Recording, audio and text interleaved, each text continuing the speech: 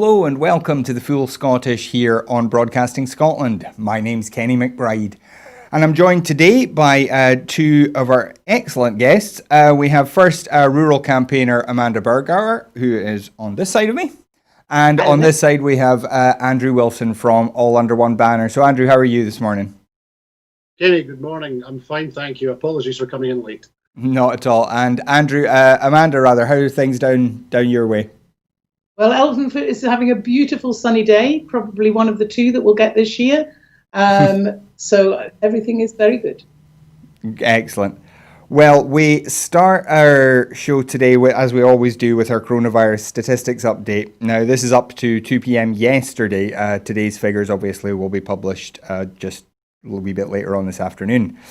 And as of 2 p.m. yesterday, a total of 112,984 people in Scotland have been tested. Of these, 97,602 were confirmed negative, 15,382 were positive. Last night, there were 735 people in hospital with suspected or confirmed COVID. 25 of those were in intensive care, with another 8 with suspected COVID-19 in intensive care. And so far, 2,353 patients who have tested positive have sadly died from their illness. Now, obviously, we will discuss a wee bit more about the coronavirus situation in one of our later stories, but the top story today is surely the protests that we've seen across the United States following the death of George Floyd. George Floyd was arrested on suspicion of using a counterfeit currency. He then died after the police officer who was arresting him knelt on his throat while he said, "I can't breathe," until eventually he did lose his life. This sparked enormous protests across the country, particularly in Minneapolis, where the incident occurred. But as of today, there are curfews in Atlanta, Los Angeles, Philadelphia, Denver, Cincinnati, Portland, Oregon, and in Louisville. There have also been protests in Dallas, Chicago, Seattle, Salt Lake City, and Cleveland. This is a huge event. Andrew, come to you first. This is a huge event across the United States now. We've seen the military put on a 4-hour alert. There have been National Guard mobilizations across the country. What do you think is the reason for this incident to have sparked this bigger reaction? Kenny, I think there are from my perspective, are perhaps two things that are at play at the moment. Obviously, there is the repetitious nature of incidents where law enforcement authorities in the United States appear to act disproportionately, and that as a result, a citizen is killed, and I think that repetitious nature means that people are much more readily prepared to get onto the streets and protest. And I think we've also seen recently an ongoing underlying theme of lower level racist behaviour and race tension in the US. We saw a viral video of an investment banker phoning the police on a black bird watcher in Central Park last week. So there are race tensions there, and there are significant tensions with regard to the activities of some US law enforcement. However, I think there's another thing at play at the moment which possibly explains why matters seem to have escalated quite so quickly. As I understand it, there are something between 36 and 40 million American people unemployed at the moment. And I think we've all seen photographs and TV footage of the long lines of cars parked waiting at food banks in some of the largest cities in the US. And so whilst the apparent unevenness and partial approach that some US law enforcement might take, I think that the situation in many countries, but the United States in particular, is that poverty, both driven by poverty generally and poverty driven by COVID, has only increased the temperature and increased the likelihood of these kind of protests. Mm-hmm. And Amanda, what's been your reaction seeing this? I mean, there's been, as Andrew says, there have been a number of racist or racially kind of tinged, at least, incidents we've seen on social media for some time now. Do you think that's part of the reason that this has kind of caught so much attention across the whole country? How quickly these videos can spread?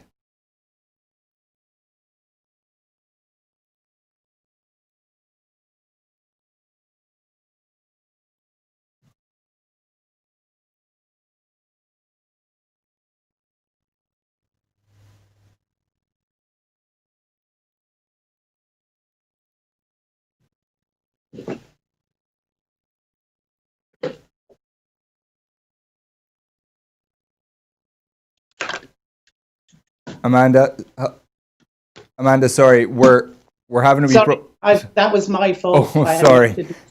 Sorry. So what I'm saying is, the racial problems in America have not really changed, and are really being brought to the forefront now by a president who is actively making the divisions worse. And so, whilst not taking away from the tragedy of Mr. Floyd, I think it's important that we see this in a national context.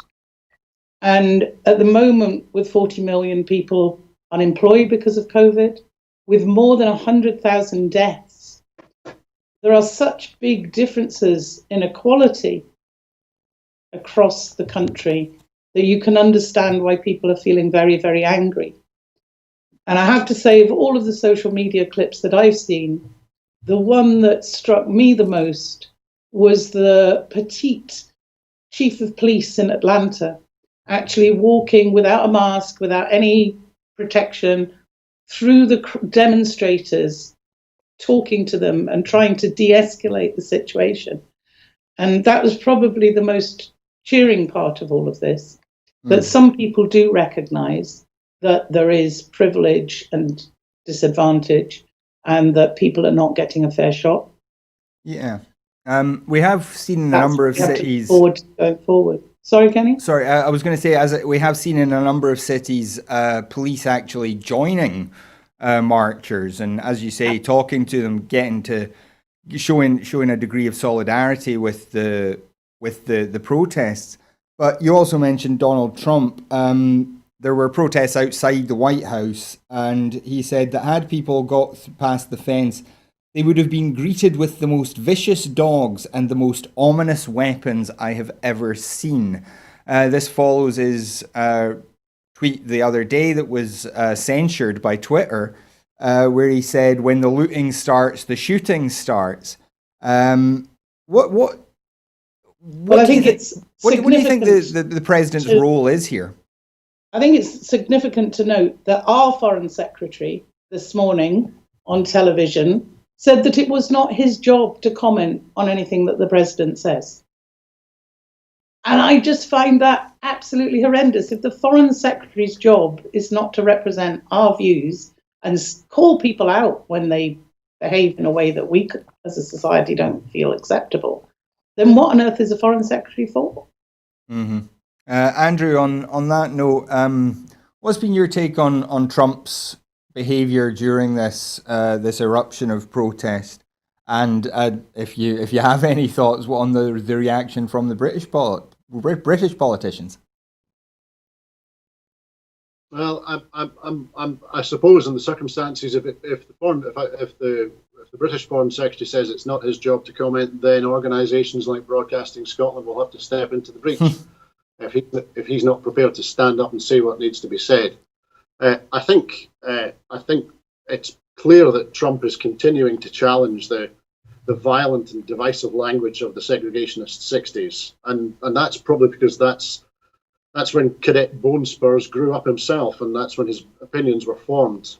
It seems to me that he's completely detached from reality beyond the fence around the White House, and I think the remarks about vicious dogs and ominous weapons are curious, but also some of the other things I think that he's been tweeting, and we know his Twitter stream is now being monitored more closely and an attempt by Twitter to manage it. But I think his language talking about we have our military ready, willing, and able if they ever want to call our military.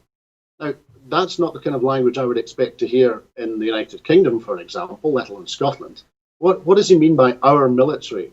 Is it not the military? Is it not a military that's composed of citizens of the United States of America and which is intended to defend citizens of the United States of America? So I think his divisiveness and his divisive and racist language is unsurprisingly making circumstances worse. That may well be, sadly, his intention. And I know that he has said that he didn't understand the language that he was using. I'm not sure if I believe that either. But when he said that he didn't understand it, when the looting starts, the shooting starts, I can't understand. Personally, I can't understand why he wouldn't understand, how he wouldn't know that he was channeling the Miami Police Chief Walter Headley, the notorious public safety commissioner in Birmingham, Alabama, Eugene Connor. And it's said that George Wallace, who was a notoriously racist presidential candidate in 1968, used exactly those words. So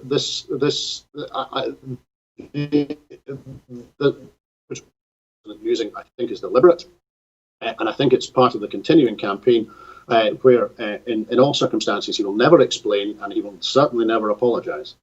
Mm-hmm. While we are just talking about the perhaps Twitter's most notorious user, if you want to join the conversation here on Twitter, you can do.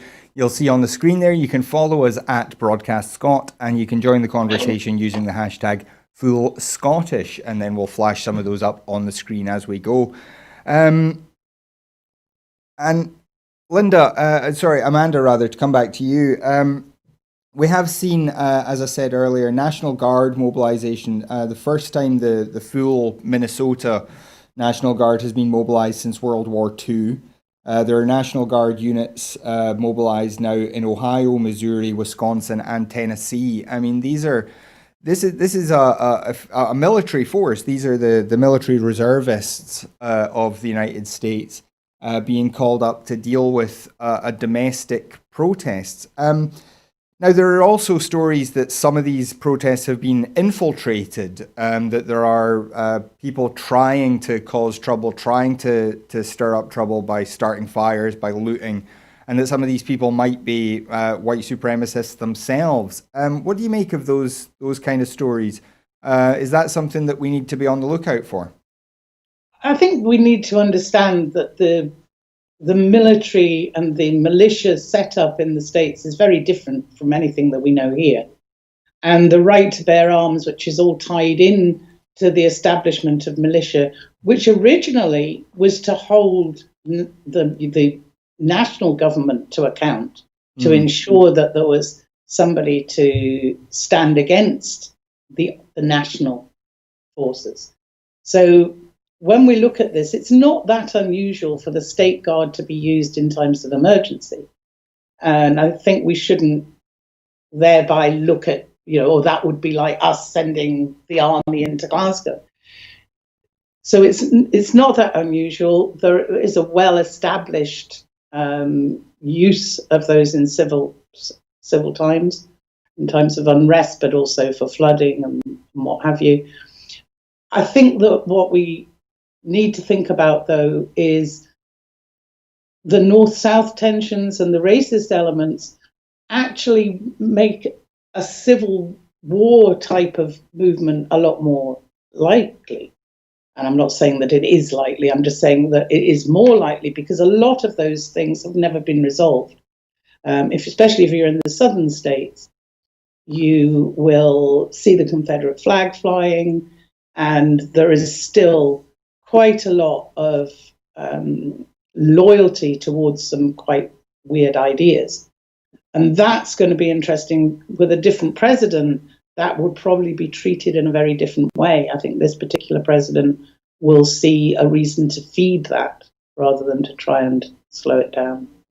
Yeah, and when you look at that, these divisions in American society, as you say, many of them run very deep, and Trump has been accused of deliberately, intensifying some of those divides. How easy do you think it's going to be, Amanda, to rebuild America if there's a new president this year, if that's Joe Biden, or if it takes another 4 years? How easy do you think it will be to start mending some of those fences moving forward? I think it's going to be very difficult. You've potentially got 40 million people unemployed with no safety net. You know, the Medicare, food bank, food stamp culture is very different from one where everybody in society is supported. And, you know, we think things are bad here, but in the States, there is far less support available.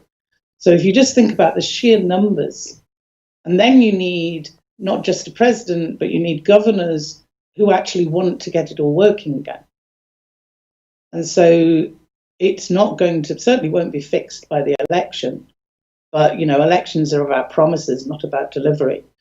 So it will be interesting to see whether people come up with definite plans and then voters judge them on that, or whether it will just continue to be a lot of hot air and promises and rhetoric. And sadly, I think it's likely to be the second. And I was speaking with people in the States the other day who said if only they could get on a plane, they would be out of there, because they are extremely worried about what's going to happen next. Yeah. Well, that is obviously a story we'll continue to keep an eye on, but we do move on now to a political crisis here that's now been dragging on for over a week, and that's the case of Dominic Cummings.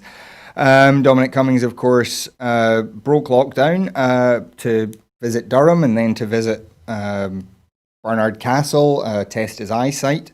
But today, 26 senior academics and health administrators, they wrote to Number 10 on Friday. The letter was published today in The Observer, saying that Dominic Cummings had badly damaged trust and that public faith in the system was necessary to defeat the virus. And then that comes hot on the heels of Professor Jonathan Van Tam, the Deputy Chief Medical Officer in England, saying that people in power have a duty to set an example and that the rules should apply to everyone equally. Andrew, coming to you first. After a week and a bit now since this story first broke, Dominic Cummings still seems perfectly secure in Number 10. Why do you think that is? Firstly, I think the points that have been being made this week with regard to trust, certainly latterly this week with regard to trust, are very important. In public health exercises, one would expect that trust between those who are implementing the exercises and those upon whom the exercises are being implemented, that trust is important. And I think that the events that were reported last weekend have significantly damaged that trust. And I think that the public health exercise that is still ongoing in the United Kingdom, but in England in particular, under Johnson and Cummings, is threatened and imperiled by the damage that has been done to that trust. As to Cummings' political career, it is a curiosity. I recall that we were told that he would resign last year. When immediately after the general election, and for some reason his career in Downing Street has persisted, and of course we might have expected in normal times, or with those who perhaps feel more bound by convention and ideas of even-handedness and fairness and responsibility, we might have expected that he would have stood down last weekend.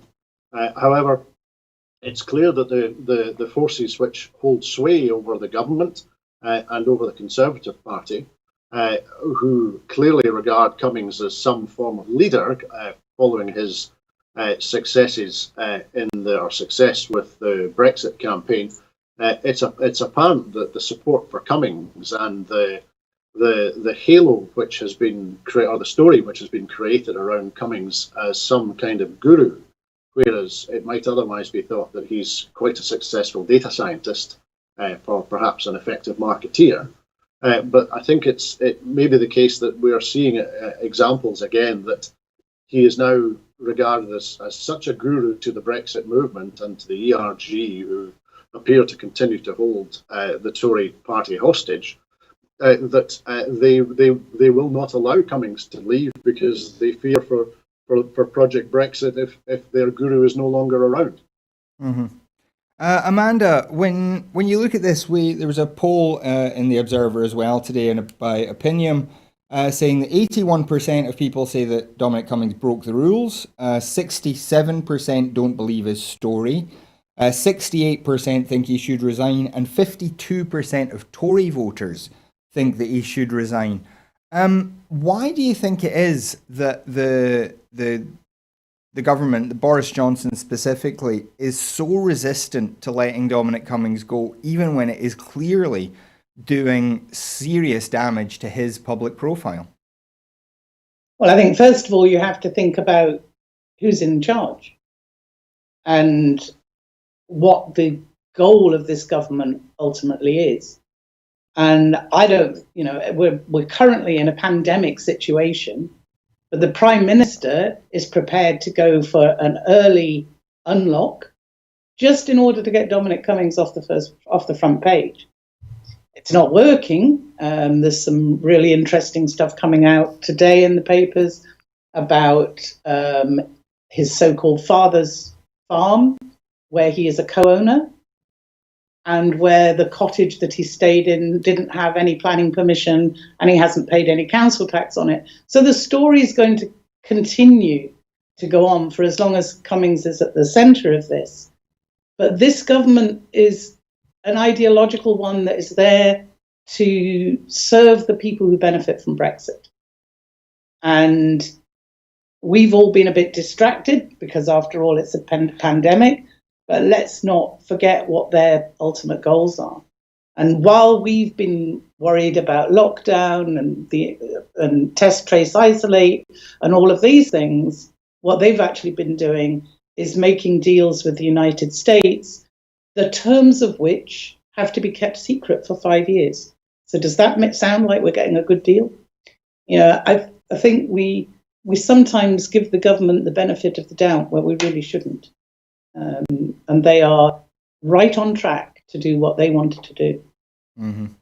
And Andrew, this is now the Tories' lead over Labour is down to just 4 points. They were 26 points ahead 2 months ago. This clearly has got a very large number of people across the country very angry. Do you think that anger will continue, or do you think people are at some point, possibly quite soon, and potentially possibly people in the press quite soon, get bored of the story, move on to other things that are perhaps more pressing, and this just all gets forgotten about?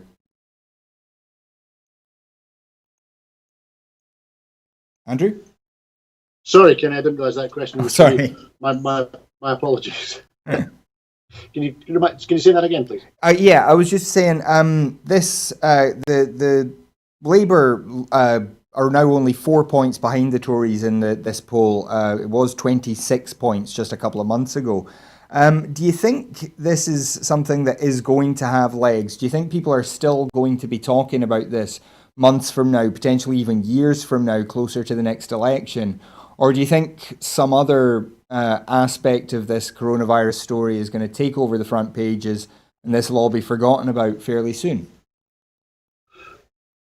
Well, I think we wouldn't have predicted that the Cummings story would have taken legs and run in this way a month ago. A month ago, we were busy talking about Professor Neil Ferguson and the Scottish Chief Medical Officer who were resigning in very similar circumstances. So we wouldn't have predicted it. So it's difficult to predict how a story that's as unprecedented as the current COVID crisis is going to continue to unfold. I think there is at least in political terms, I think that Cummings has potentially made so many enemies inside the Conservative Party, let alone elsewhere, and by his style and his approach has caused so much unhappiness amongst so many people that he continues to be someone who will attract concerted and considerable attention from the press. And I think perhaps the events of this week have probably increased that, not just in the UK, but worldwide as well.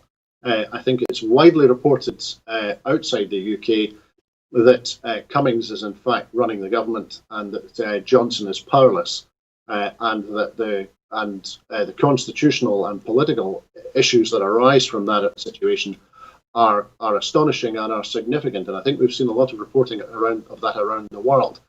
Political polling this week has been interesting. Of course, we've seen, as you say, the Tory lead in GE polling in the UK cut dramatically. We've also seen polling suggesting that the SNP in Scotland in a general election would significantly increase. So I think polling at this time and individual polls do not make a trend. However, I think we would likely have seen a change in the polls in any event. I think we would have, with the change from Corbyn to Starmer leading the Labour Party, I think that would have triggered a change of direction in the polls. However, it has been accelerated considerably by the events relating to coronavirus. In a sense, I think we heard Theo Paphitis, of all people, talking this week, saying that he felt that economic changes that were coming have been accelerated by about 5 years.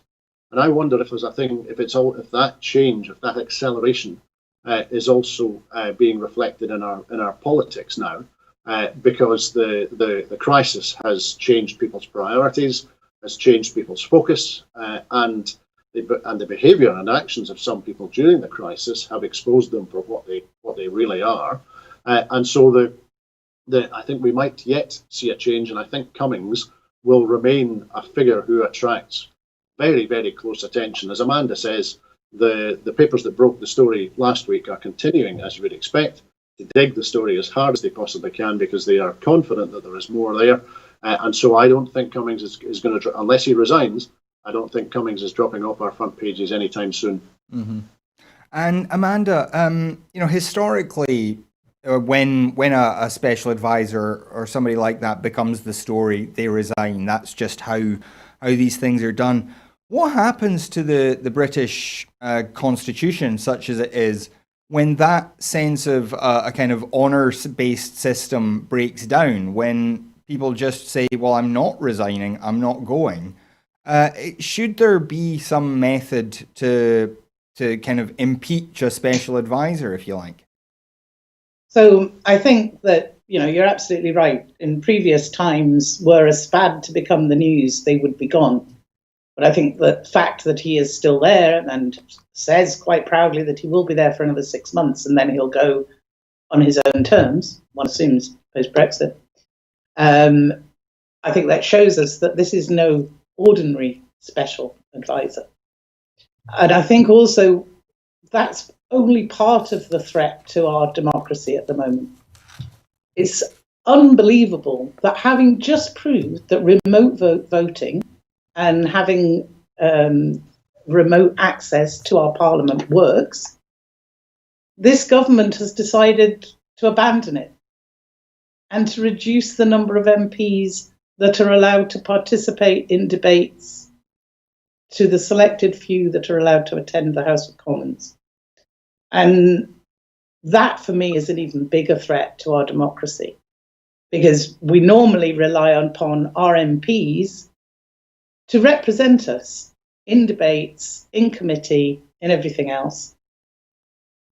And now we're being told that actually they're not going to be able to participate. So how can we hold our MPs to account if they are not part of the political process within the House of Commons or within committees? And so this becomes an even bigger threat, I think. And I think we know from Mr. Cummings' connections with some of the global influencers exactly what that agenda is. But if we lose control of the democratic system of how we elect our MPs and how they then participate in the political process, then that's a lot more worrying. Yeah, and what do you think is behind that? It seems to have come very much from Jacob Rees-Mogg, the leader of the House.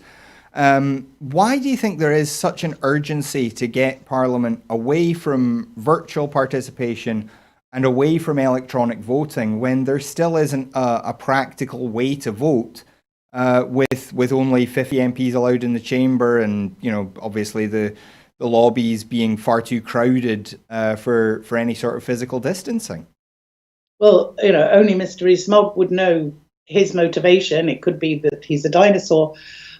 But I think, unfortunately, it's probably a little bit more sinister than that. You could just say because he doesn't have a modern experience of technology and an understanding, therefore he thinks nobody does.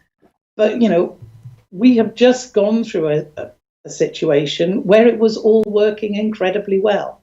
So why on earth, having seen the proof, as it were, why on earth choose now to switch it off? It doesn't make any sense to me. Yeah. And Andrew, moving on a wee bit, we have seen this wonderful weather over the last few days, just as certain lockdown measures in England and in Scotland are being slightly relaxed. We've seen a lot of people out and about. We've seen pictures of various beaches hoaching with people. What's your take on that? Do you think it is just that it's warm and people are desperate to get out of the house? Or do you think the Cummings story has had some impact on people's willingness to play by the rules? That's a very interesting question, Kenny. Just it crossed my mind. I was going to agree with Amanda. I think Jacob Rees-Mogg's fetish for green benches in the 19th century are a threat, are a constitutional threat, and a political, democratic threat as well. However, on the beaches, I think we're seeing a mixed story. I think we've seen, as you would expect, some very striking images from the south of England with beaches crowded with people, and also the issues that arise when those beaches need to be managed because there have been accidents. I think we've also seen a number of photographs, especially from the west of Scotland and Fife, where the beaches are actually pretty quiet. I think inevitably, after 10 weeks of several weeks of being locked down, people are very anxious to get outdoors more, and with the unexpected and unseasonably sunny and warm weather, people are desperate to be outdoors. I would like to think that the honest, direct, and straightforward communication that we've seen from the First Minister during this crisis has had a slightly different impact than the very different communications and behaviours that we've seen from the government in Westminster. I think, if nothing else, the First Minister's direct communication to people in Scotland has resonated. I think whilst there are people who will ignore any reasonable request, that's just what happens. I think still there are a lot of people who are very keen to think hard about to act responsibly, to think about what it is that they are being asked to do, and to continue to operate. So I don't think we're seeing a mass exodus to Prestwick or to the beaches in Fife at the moment, and I think that's a good thing. But I think unless there is a continuation of very clear messaging in Scotland after this weekend, and I think there will be, I think there is a risk that people will start to relax and will start to breathe, as it were, and that potentially will cause problems. And at a time when I think everyone accepts that an effective tracking and tracing mechanism and effective measures to implement that in a meaningful way, we don't know how that's. It's only in the last few days that the latest version of tracking and tracing has been implemented. I think that there are risks that are still in people's minds. Mm-hmm. And Amanda, on that note, we mentioned earlier that part of the reason for lockdown measures being lifted in England was political. This is something that various scientists have commented on. This idea that it was a political decision and that the science didn't support it. But what do you make of the way that these messages have been rolled out, both around the contact tracing that's happening and around the changes to lockdown measures? How do you think the two governments have I'd performed just when like it comes say to first, that communication? In response to what Andrew was saying, is that in the south of Scotland, we are seeing a massive increase in traffic. The road going past my house has had hundreds of motorbikes, convertibles, caravans going past every day, equivalent to a bank holiday.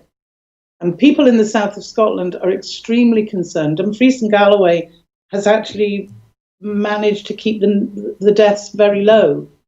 But now we're seeing visitors from England coming across. And I'm sure that they're doing it with the best of intentions, but people don't know if they're carrying the virus. So, we would really ask people to stay at home. The police in Cumbria are handing out penalty notices thick and fast, it seems. But there's no equivalent this side of the border that I'm seeing. Also, the Balloch train station yesterday, the platform was jam-packed.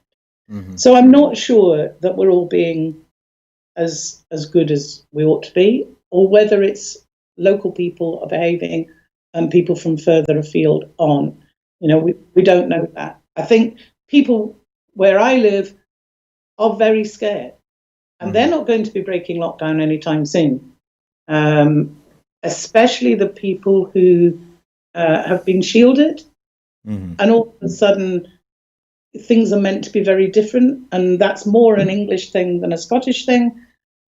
But the fact that you've been shielded up to a point where all of a sudden all the care is gone just doesn't make sense.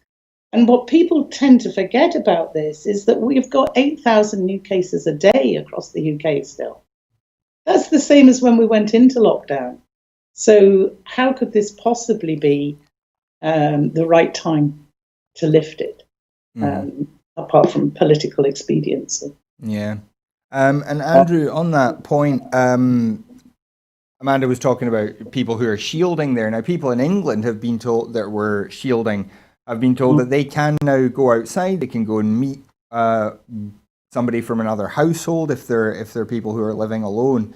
What do you make of that problem that exists where the British government and the British news are actually only referring to England a lot of the time, and yet the Scottish government, the Welsh government, the Northern Irish government are all kind of having to rely on local media to distribute their message?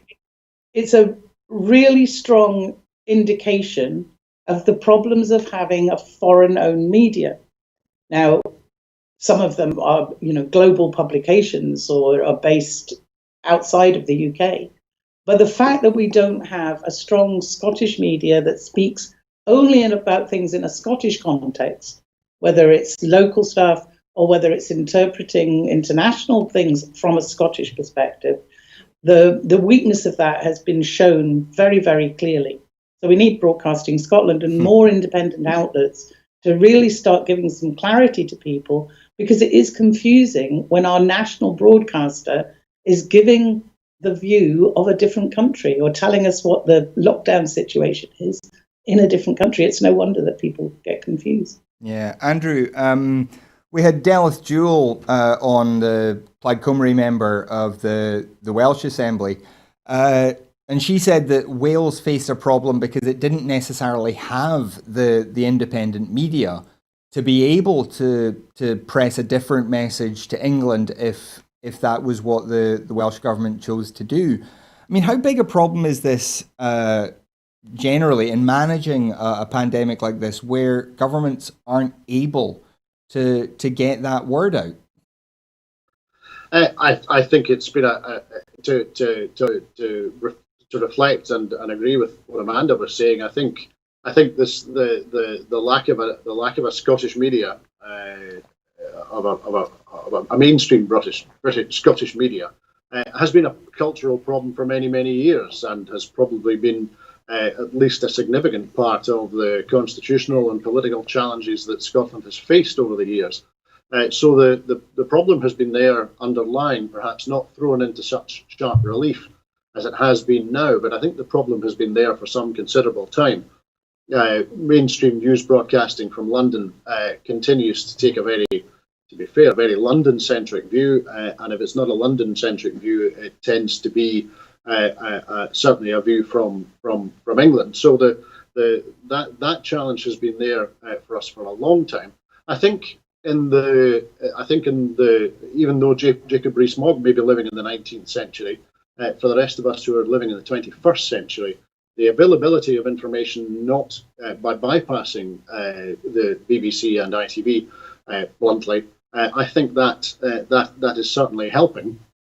I think that for many people, they are consuming the messages from the Scottish government online, and that and part of the success of that process has been the consistent and relentless messaging from the First Minister and those who are working around her, who have day after day after day been very honest and very open and very transparent, and have been trying to cut through the inevitable bias and inevitable centricity that comes from having, as Amanda says, a media which is by and large owned in another country.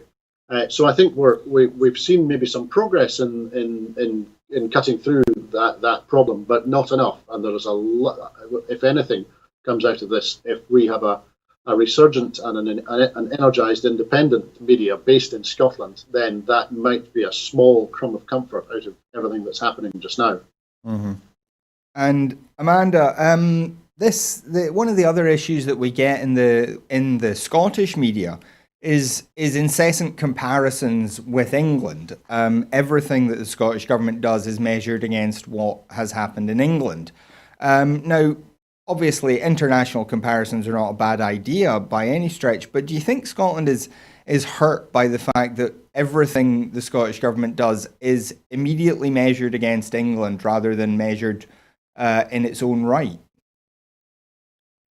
I think there's just one thing that will add in, which is sort of to do with that, but the First Minister's daily press briefing has been carried by our mainstream media. Mm-hmm. And for a lot of people, it's the first time they've actually had that access to her and her messaging. And it's amazing to me the number of people from the north of England who are actually listening to her daily briefings, because they feel that it's more relevant to them mm-hmm. than anything that happens out of Westminster. And I think that's something that we mustn't forget. In terms of the comparisons, a lot of the comparisons seem to be quite self-serving. And I think the real time for comparisons will be at the end.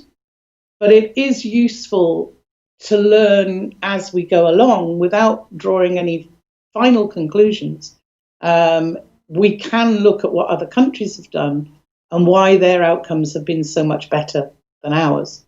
And I think that goes for right, it's not just about comparing Scotland with England. I think it's about comparing us with countries around the world. And none of us are doing very well on that. So, yes, people like to compare. They like to say, oh, we're doing better than you. We're very competitive, whether it's football or something else. I think what is difficult about the comparisons is that we don't compare apples to apples. And the test, trace, isolate strategy is absolutely about that. It was interesting hearing Arlene this morning talking about how successful they're being there with a manual system and being quite clear about what they're doing. Their numbers are small enough that seems to be working well. And of course, what's proposed and starting to happen in Scotland is very different from the testing and tracing that's proposed for England. Mm-hmm. But people don't always want to read all the detail of that. They just see the base numbers and what have you. So I would say comparison is fine, but providing you're comparing like for like. And when you look at comparisons, it's really important that you look at the detail behind it and make sure that you're not being persuaded by headline figures rather than the full accounts. Mm-hmm. And Andrew, just before we move on from this, on the subject of the media, this week we saw Emily Maitlis make a fairly scathing editorial on the government's handling of the Cummings issue, which the BBC then rapidly responded to, said how inappropriate it had been, that it had kind of potentially breached impartiality guidelines. And yet, when we see similar things in Scotland, I mean, a lot of people were very upset by Sarah Smith, for example, saying that the First Minister was enjoying the opportunity to strike a contrast with the UK government. She apologised quietly on Twitter, and that was the end of it. What do you think these kind of problems in the media, how do you think those problems have been highlighted by the crisis? Well, I think there can certainly be challenges when the medium becomes the message, and I do worry a little bit that when those who are when broadcast media or those who practice in the media become the story, that we are being distracted from something else. But I think the contrast between the treatment of Emily Maitlis, who was, I think everyone would agree, said nothing that was untrue or was impartial or was partial, to be honest. I think the contrast in her treatment with the treatment, as you say, of Sarah Smith and others such as Laura Kuenssberg, I think that probably simply serves to shine a little bit more light into the way in which the BBC at this time operates, the heavily politicised nature of very senior BBC management since the days of David Cameron, and the impact and the implications that heavy politicisation has on what is intended to be a free and impartial media and a state broadcaster as well. Mm-hmm. Yeah, obviously we will continue to keep looking at the news. That's one of the things that Broadcasting Scotland does. Obviously, we're very concerned about diversity of media in Scotland just now, and we will obviously keep looking at the coronavirus story, the Cummings story, as those stories develop. But we did want to just finish with a bit of quite interesting news. A millipede found on the Scottish island of Kerrera has been described as the oldest known bug fossil. It's 425 million years old. This was discovered using new technology at the University of Texas in Houston. They also discovered the oldest land-dwelling stemmed plant, another fossil found in Scotland, again about 425 million years old. This has demonstrated, they think, that the evolution of from insects appearing as lake-hugging organisms to going into complex forest ecosystems may now have happened in as little as 40 million years, a far shorter period of time than had previously been thought. So, Andrew, coming to you first, what do you make of this discovery? Or is this something for Scotland to be proud of, that we had life before anyone else? Well, certainly I was feeling about 425 million years old earlier this morning, so that they found something slightly older is a tiny crumb of comfort to me. But no, I think we know that the geology of parts of Scotland is some of the oldest on the planet. And as a result, I don't think it's a particular surprise to find that we have evidence that there has been life, sentient or otherwise, here for a very long time. Mm-hmm. And Amanda, what do you make of this discovery? I hadn't heard about it until earlier this morning, and I think it's fascinating. And I am sure that somewhere in rural Scotland, there's some enterprising group of people who will be able to make some kind of tourism development based around that fact. So I shall be looking forward to seeing the first on that. Yeah. And just one other wee story I wanted to mention, because it fascinated me as a wee boy watching space launches. And last night, the first American launch since the space shuttle program was suspended in 2011 happened. This is the commercial crew program involving Elon Musk's company SpaceX. Andrew, what did you make of the launch of the what's being called the Endeavour capsule into space last night? Well, it's interesting you bring this one up, Kenny, because I was thinking about it quite a lot last night. I was sitting with a family having dinner on a Saturday night, watching people being blasted into space from Cape Canaveral, and it struck me very quickly that we were enjoying unseasonably warm and dry weather, and we were watching people going into space on the television, and I was wondering if we were back in the early 70s all of a sudden.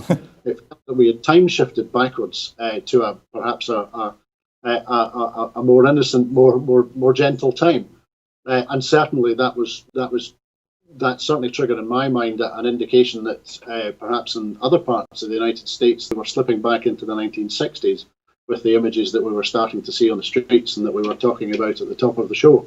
But no, I watched several hours of the coverage last night with close interest, and it was interesting to see that the folks in the house here who wouldn't necessarily watch that kind of television or that kind of coverage, but who have all been to Cape Canaveral and enjoyed the trip there tremendously.